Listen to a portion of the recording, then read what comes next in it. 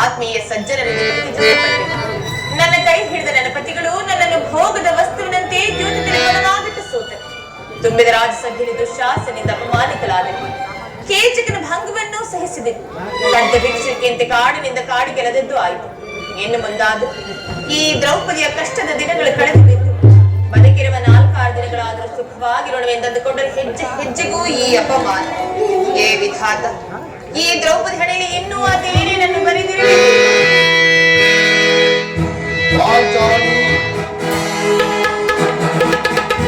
ಪಾಂಚಾಲಿ, ಇವಳೇಕೆ ಈ ರೀತಿ ಚಿಂತಾಮಗ್ನಳಾಗಿರುವಳು?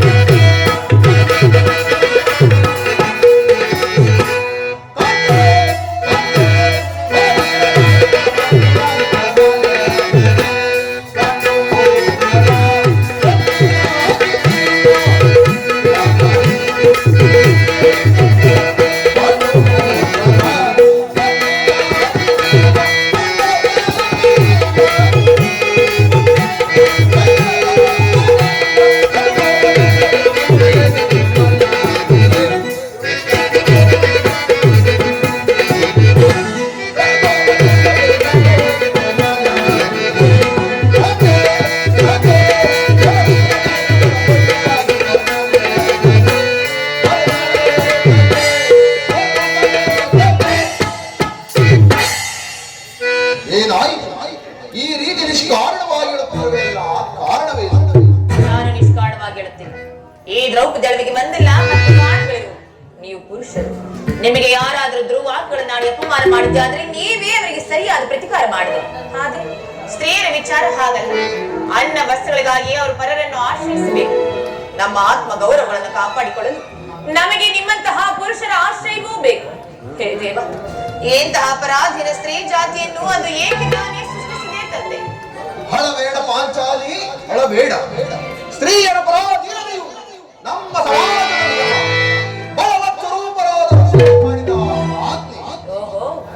ಕೈ ಹಿಡಿದ ಧರ್ಮಪತ್ನಿಯನ್ನು ದ್ಯೂತದಲ್ಲಿ ಪಣವಾಗಿಟ್ಟು ಸೋಲುವಂತೆ ಆ ಋಷಿಗಳೇ ನಿಮಗೆ ಆಜ್ಞೆ ಮಾಡಿದರಲ್ಲವೇ? ಪತಿಗಳಂತೆ ಪತಿಗಳು ತಪಸ್ಸು ಮಾಡಿ ಪಡೆಯಬೇಕು ನಿಮ್ಮ ಪತಿಗಳನ್ನು. ಅಣ್ಣನ ಒಂದು ದಿನದ ವಿವೇಕದಿಂದ ಈ ನಿಂದನೆಯಿಂದ ಸಾಯುವ ತನಕ ನಮ್ಮನ್ನು ಎಟ್ಟಿದ್ದಲ್ಲ.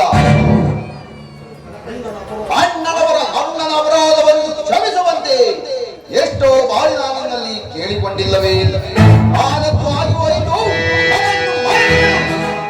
ಈ ದಿನ ನೀನೀಗೆ ಕಾಗಿರುವೆ, ನನ್ನಲ್ಲಿ ತಿಳಿಸಬಾರದೆ. ತಿಳಿಸುತ್ತೇನೆ ಪ್ರಾಣೇಶ್ವರ, ಆದ್ರೆ ಇದರಿಂದ ಆಗುವ ಪ್ರಯೋಜನವಾದ್ರೆ ಎಷ್ಟೇ ಆದ್ರೂ ನೀವು ನಿಮ್ಮಣ್ಣನ ಆಜ್ಞಾಧಾರಕರಲ್ಲ. ಈಗ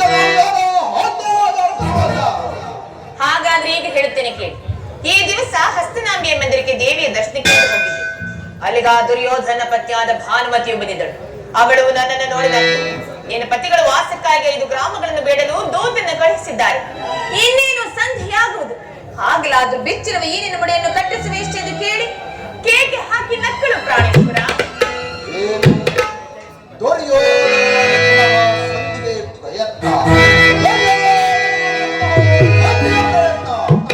ಹಾಗಾದರೆ ನನ್ನ ಸಂದೇಹವು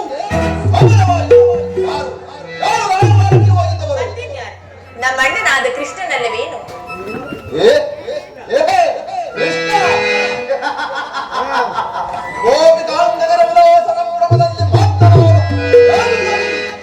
ಯೋಧವನ್ನು ಮರೆಯುವುದು ಸಹಜ. ಅರ್ಜುನನ ದ್ವಾರಕೆಯಿಂದ ಹಿಂದಿರುಗಿದಾಗಲೇ ಈಗ ಆಗುವುದೆಂದು ನಾನು ಭಾವಿಸಿದ್ದೆ. ಅದು ಸರಿ, ನೀನು ಭಾರತವತಿಗೆ ಉತ್ತರ ಕೊಟ್ಟೆ. ಅವಳ ಪ್ರಶ್ನೆಗೆ ಸರಿಯಾದ ಉತ್ತರವನ್ನೇ ಕೊಟ್ಟಿದ್ದೇನೆ. ಏನೆಂದು? ನಿನ್ನ ಕಟ್ಟಿನ ಮುಡಿಯನ್ನು ಬಿಡಿಸುವವರೆಗೂ ನನ್ನ ಬೆಚ್ಚಿರುವ ಈ ಮುಡಿಯನ್ನು ಕಟ್ಟಿಸುವುದಿಲ್ಲವೇ?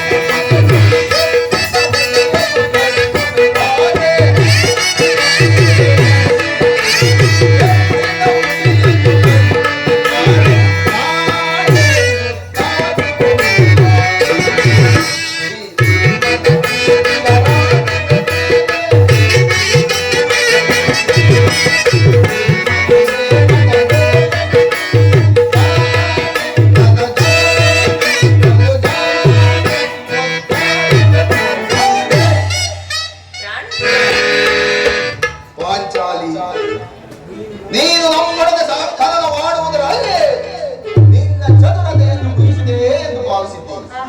ಆದರೆ ನೀನು ಬಹಳ ಚಮತ್ಕಾರವಾದ ಉತ್ತರವನ್ನೇ ಕೊಟ್ಟಿರಲಿ. ಚತುರಳು ನೀನು ಪ್ರಾಣೇಶ್ವರ, ತಡೀರಿ, ಅದಕ್ಕೂ ಸಹ ಇನ್ನು ಬಹಳ ಸಮಯವಿದೆ. ಸಮಯವಿದೆ ಪ್ರಾಣೇಶ್ವರ.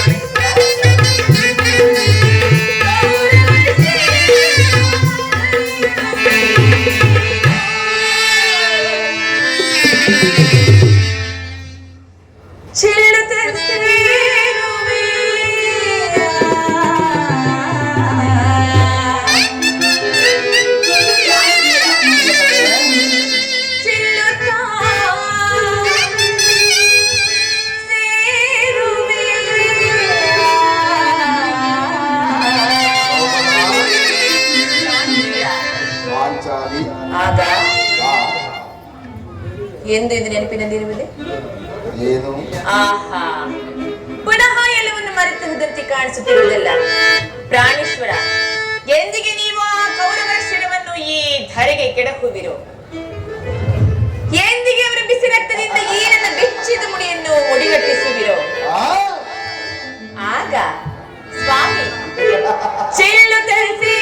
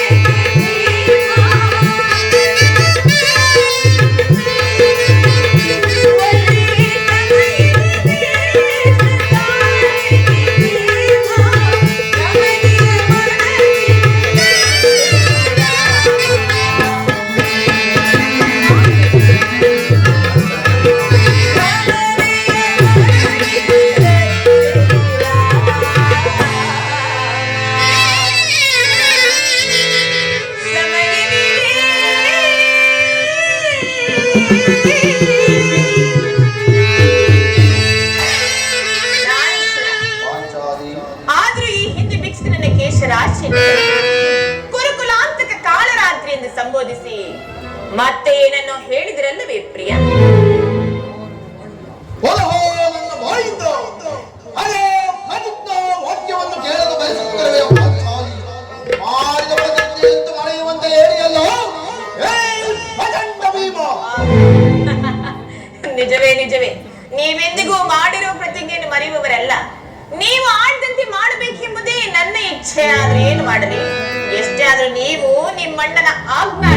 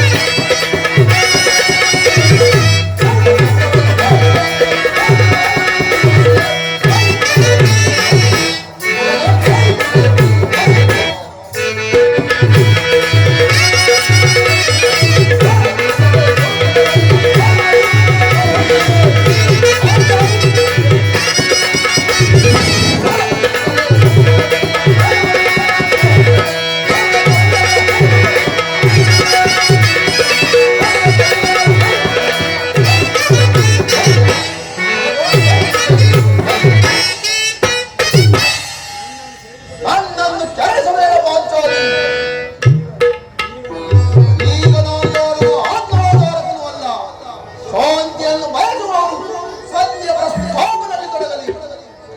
ನಾನು ಆತುರದಿಂದ ಯೋಗ್ಯವಾಗಿ ಬಯಸುತ್ತಿರುವೆ. ಚಚಾ,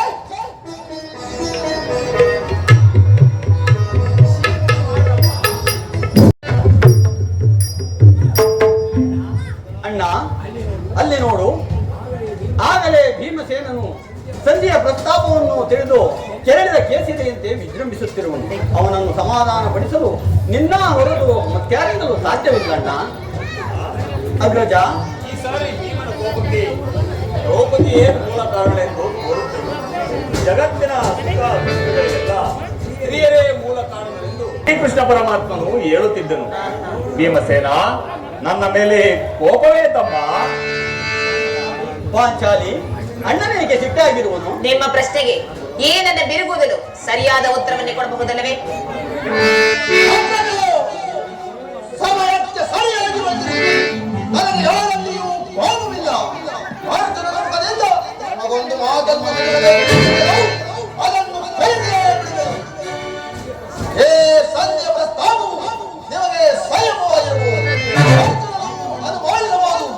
ನಕುಲ ಸಹದೇವರು ಸೋಮನಿರಬಹುದು. ಆದರೆ ಈ ದೋಷ ಒಂದೆಯನ್ನು ಪಾಂಡವರ ಕಳಂಕಕ್ಕೆ ಭಾವಿಸುವುದು.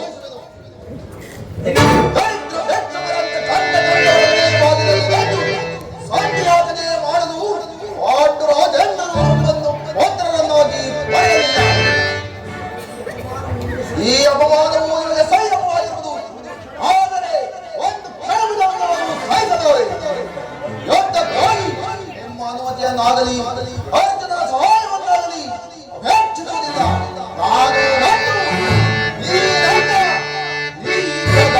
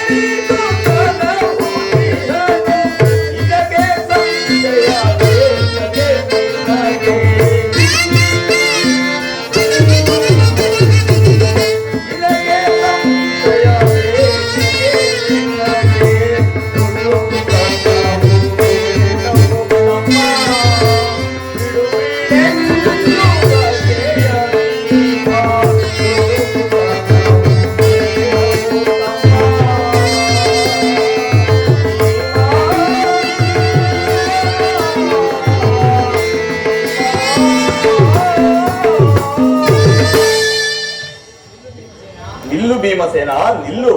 ನಿನ್ನ ಕೋಪವನ್ನು ತಡೆಯುವ ಶಕ್ತಿ ನನ್ನಲ್ಲಿಲ್ಲ. ಅಣ್ಣ, ಕೋಪ ಮಾಡಬೇಡ. ಧರ್ಮಜನು ನಮಗಿಂತಲೂ ಹಿರಿಯರು. ಆತನ ಮಾತಿಗೆ ವಿರುದ್ಧವಾಗಿ ನಡೆಯುವುದು ಧರ್ಮ ಸಮ್ಮತವಲ್ಲ. ಪಾಂಚಾಲಿ,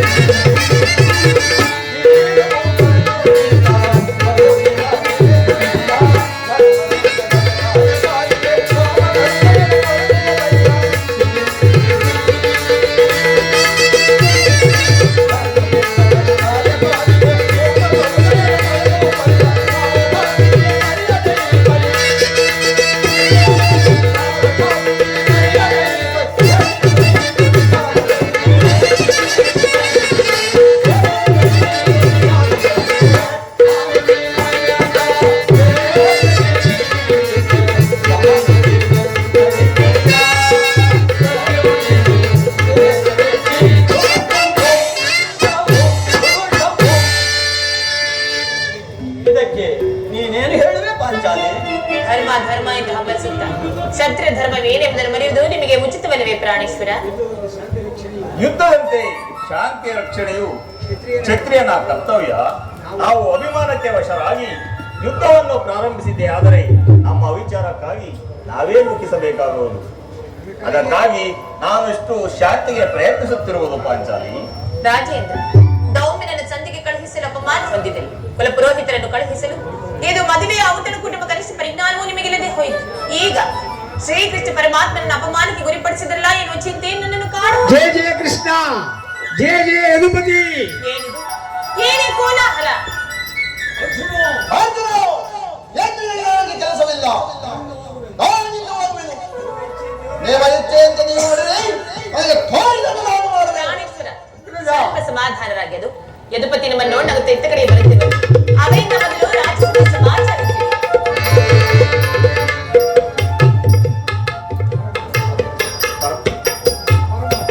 ಪರಮಾತ್ಮ, ಈ ಪಾಂಡುಪುತ್ರರ ಪ್ರಣಾಮಗಳನ್ನು ಸ್ವೀಕರಿಸು. ಧರ್ಮನಂದನ, ವಿಜಯಶಾಲಿಯಾಗು. ಪರಮಾತ್ಮ, ಹೋದ ಕಾರ್ಯವೇನಾಯಿತು? ಹೋದವರಾರು? ಕೃಷ್ಣನಲ್ಲವೇ? ಅಂದರೆ ನಿಮ್ಮ ಮಾತಿನ ಅರ್ಥ? ಎಲ್ಲವೂ ಸಮರ್ಪಕವಾಗಿಯೇ ಆಯಿತು. ಭೀಷ್ಮ ದ್ರೋಣಾದಿಗಳು ನನ್ನನ್ನು ಸ್ವಯಂ ಸನ್ಮಾನಿಸಿದರು. ಸ್ವಯಂ ಧೃತರಾಷ್ಟ್ರನೇ ಸಭೆಗೆ ಸ್ವಾಗತಿಸಿ ವಿಧ ವಿಧವಾಗಿ ಉಪಚರಿಸಿದರು. ಸಂಜೆ ವಿಚಾರ ನಡೆಯುತ್ತಷ್ಟೇ ಪರಮಾತ್ಮ. ಓಹೋ, ನಡೆಯಿತು. ಕೆಲಸವಿಲ್ಲ. ಇವರಿಗೆ ತೃಪ್ತಿಯಂತೆ ಸ್ವಲ್ಪ ಸಮಾಧಾನರಾಗ. ಮೊದಲು ಅಣ್ಣನ ಮಾತು ಮುಗಿಯಲಿ ಸ್ವಾಮಿ.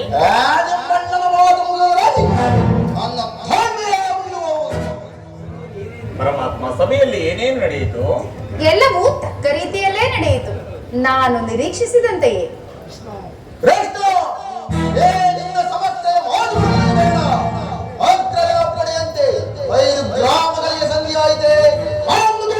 ನಾನು ಹೋಗಿದ್ದದ್ದು ಅದಕ್ಕಾಗಿಯೇ ಅಲ್ಲವೇ ಭೀಮಸೇನ?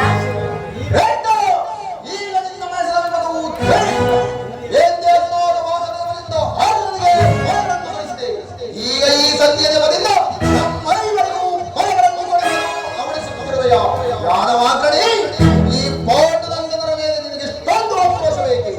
ಭೀಮಸೇನ, ನಿನಗೆ ಇಷ್ಟೊಂದು ಕೋಪವೇಕೆ? ಸ್ವಲ್ಪ ಸಾವಧಾನದಿಂದ ನನ್ನ ಮಾತನ್ನು ಕೇಳು. ಇದು ನಿನಗೆ ಹೆಚ್ಚಿಗೆ ಸಂಬಂಧಿಸಿದ ವಿಷಯ. ಈ ಭೀಮನಿಗೆ ಅಂತಹ ಸಂಬಂಧ ಇರುವುದು ಅತ್ಯಂತ ನಿಕಟವಾದ ಸಂಬಂಧವಿರುವುದು. ಪರಮಾತ್ಮ ಮುಂದೇನಾಯಿತು? ರಾಜಸಭೆಯಲ್ಲಿ ನಿಮ್ಮ ಸಂದೇಶವನ್ನು ತಿಳಿಸಿದನು. ಅದಕ್ಕೆ ಎಲ್ಲರೂ ಒಪ್ಪಿದರು. ಯಾರ್ಯಾರು ಒಪ್ಪಿದರು? ಯಾರು ಪರಮಾತ್ಮ? ಭೀಷ್ಮ, ದ್ರೋಣ, ಧೃತರಾಷ್ಟ್ರ ಮುಂತಾದವರು. ಆ ದುರ್ಯೋಧನ ಅವನೂ ಒಪ್ಪಿದನು. ಶ್ರೇಷ್ಠ! ಈ ದುರ್ವಾರ್ತೆಯನ್ನು ಕೇಳಬೇಕೆಂಬುದೇ ಅದನ್ನು ನೀನು ಸಾಧಿಸಿದೆ. ಸಾಧಿಸು, ಬಹಳ ಚೆನ್ನಾಗಿ ಸಾಧಿಸು.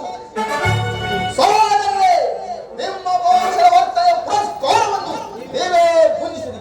ಅದರಲ್ಲಿ ಭೀಮನು ಯಾವ ಭಾಗವನ್ನು ತೆಗೆದುಕೊಳ್ಳುವುದಿಲ್ಲ. ನಿರಾಶರಾಗಬೇಡ ಪಾಂಚಾಲಿ. ಈ ಭೀಮನು ಮರೆಗಿದ್ದರೆ ನಿನ್ನ ಸೇರನ್ನು ಕೇಳಿರುವೆ. ಅಬ್ಬಾ, ನೀನು ನಿಜವಾಗಿಯೂ ಹಿಡಿಂಬಾಪತಿಯೇ ಸರಿ. ಇಷ್ಟೊಂದು ಕೋಪವಿಲ್ಲದಿದ್ದರೆ ಆ ರಕ್ಕಸಿಯನ್ನು ಹಾಳುವುದು ಹೇಗೆ? ಸೋಮಯ್ಯನನ್ನು ಕೆಳಗಡೆ ಕೃಷ್ಣ. ಈ ಸಂಧಿಯ ಸಂಧಿಯು ಒಪ್ಪದು ಭೀಮಸೇನ, ನಿನಗೊಪ್ಪುವ ಒಂದು ವಿಚಾರವಿರುವುದು. ಆ ದುರ್ಯೋಧನನು ನಿನಗೆ ಒಂದು ಸಂದೇಶವನ್ನು ಕಳುಹಿಸಿರುವನು. ಏನು? ದುರ್ಯೋಧನ ಸಂದೇಶ? ದುರ್ಯೋಧನ ಸಂದೇಶ? ಆಗಿದ್ದರೆ ಅದರ ಉದ್ದೇಶ ಸಂಧಿಯಾಗಿರಲಾರದು. ಕೃಷ್ಣ, ಏನು ಸಂದೇಶ? ಅದನ್ನು ಕೇಳುವ ಮೊದಲು ನೀನು ನನ್ನ ಬಳಿ ಕೈಕಟ್ಟು ಕುಳಿತುಕೊಳ್ಳಬೇಕು. ಎಲ್ಲೋ ಎಂದಿದ್ದಂತೆ ಹೇಳಿಬಿಡು. ನೀನು ಕುಳಿತುಕೊಳ್ಳದ ಹೊರತು ನಾನು ಹೇಳುವುದಿಲ್ಲ. ಈ ಪರಿಹಾಸ್ಯ ಬೇಕು ಕೃಷ್ಣ. ಇದು ಪರಿಹಾಸ್ಯವಲ್ಲ ಭೀಮಸೇನ. ನಿನ್ನನ್ನು ಕಂಡರೆ ನನಗಷ್ಟೊಂದು ಭಯವಾಗುವುದು. ನಿನ್ನ ಗದೆಯನ್ನು ಸ್ವಲ್ಪ ಕಾಲ ದೂರವಾಗಿಟ್ಟು ನನ್ನ ಬಳಿ ಕೈಕಟ್ಟಿ ಕುಳಿತುಕೊಂಡರೆ ಆಗ ನಾನು ನಿನಗೆ ಆ ವಿಷಯವನ್ನು ಹೇಳುವೆನು. ಇದು ನಿನ್ನಪ್ಪನೇ ಅಂತ ಕುಳಿತುಕೊಳ್ಳುವುದು. ಈಗಲಾದರೂ ಹೇಳು. ನೀನು ಕೋಪ ಮಾಡುವುದಿಲ್ಲ ತಾನೇ? ಅದು ಆಗಲಿ. ಹಾಗಾದರೆ ನೀನು ನನ್ನ ಬಂದಿ. ಶರಕಾಲ ಕೃಷ್ಣ. ಆಗಲಿ. ಅರ್ಜುನ, ಪರಮಾತ್ಮ ಸ್ವಲ್ಪ ಈ ಗದೆಯನ್ನು ಹಿಡಿದಿಡು. ಆಗಬಹುದು ಪರಮಾತ್ಮ. ಏ ಬಿಡಯ್ಯ. ಈಗ ಕೇಳಿರಿ. ಭೀಮಸೇನ, ಯಾಜ್ಞಸೇನೆ, ಸಮೀಪಕ್ಕೆ ಬಾ. ನಾನು ಹೇಳಿದಂತೆ ಮಾಡಬೇಕು ಕಂಡೆಯ. ನಿನ್ನ ಆಜ್ಞೆಯನ್ನು ನಾನೆಂದಾದರೂ ಮೀರಿರುವೆನೆ ಅಣ್ಣ. ಹಾಗಾದರೆ ತೆಗೆದುಕೋ ಈ ಹಗ್ಗವನ್ನು. ಇದೇನಿದು? ಇದು ನನಗೊಂದು ಕಡೆ ಪುರಸ್ಕಾರ ರೂಪವಾಗಿ ದೊರೆಯಿತು. ಇದರಿಂದ ನಿನ್ನ ಪತಿಯ ಕೈಗಳನ್ನು ಭದ್ರವಾಗಿ ಬಂದಿದೆ. ಅಣ್ಣ, ಪರಿಹಾಸ್ಯ ಮಾಡುತ್ತಿರುವಿಯಾ?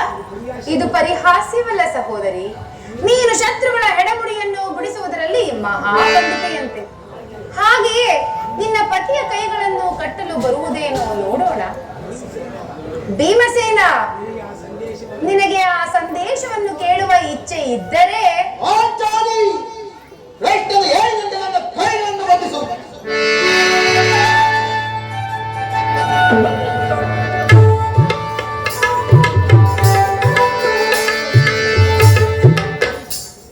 ಅಬ್ಬಾ, ಈಗ ನನಗೆ ನಿರ್ಭಯವಾಯಿತು.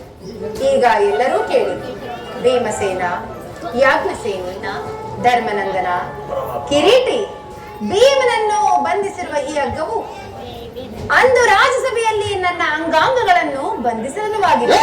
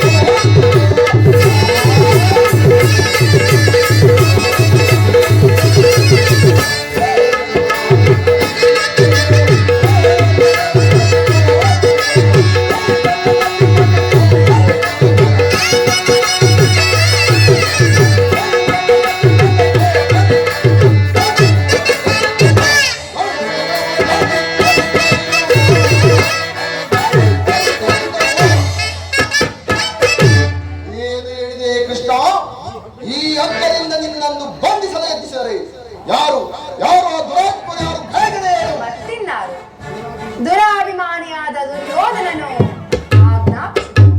ದುರಾಚಾರಿಯಾದ ಅವನ ತಮ್ಮ ದುಶ್ಯಾಸನನು ಆ ಕಾರ್ಯವನ್ನು ಕೈದನು. ಇಂತಹ ಸಾಹಸವನ್ನು ಅವರಿಂದಲ್ಲದೆ ಮತ್ತಾರಿಂದ ಸಾಧ್ಯ? ಪಾಂಚಾಲಿ ಮೆಚ್ಚುಗಲ್ಲ ಕೈಗಳನ್ನು ಈ ನೀತ ಕೃತ್ಯವನ್ನು ಮಾಡಿದ ಮುಟ್ಟಿದೆ. ನಮ್ಮ ಪ್ರಿಯ ಬಂಧುವಾದ ಕೃಷ್ಣನನ್ನು ಯಾದವಾಂತಣಿಯನ್ನು ಈ ರೀತಿಯ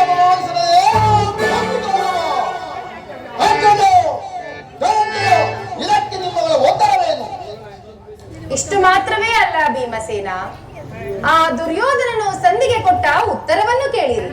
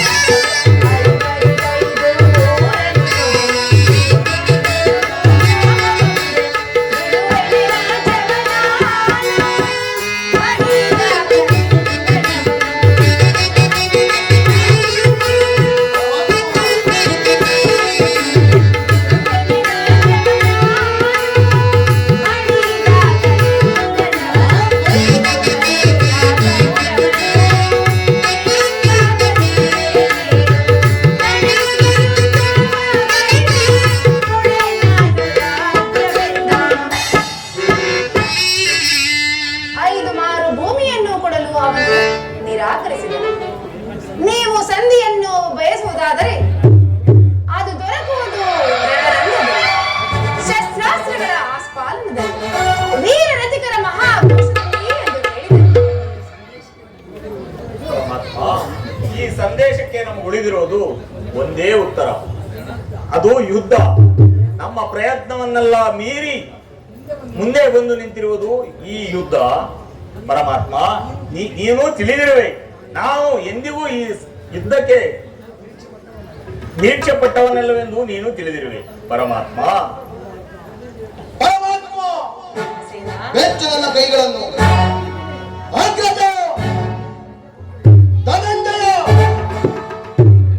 ಯಾರೂ ಮೆಚ್ಚುವುದಲ್ಲವೇ? ಯಾರೂ ಮೆಚ್ಚುವುದಲ್ಲವೇ? ಬೇಡ ಬೇಡ, ನಾನೇ ಮೆಚ್ಚಿಕೊಳ್ಳುವೆನು.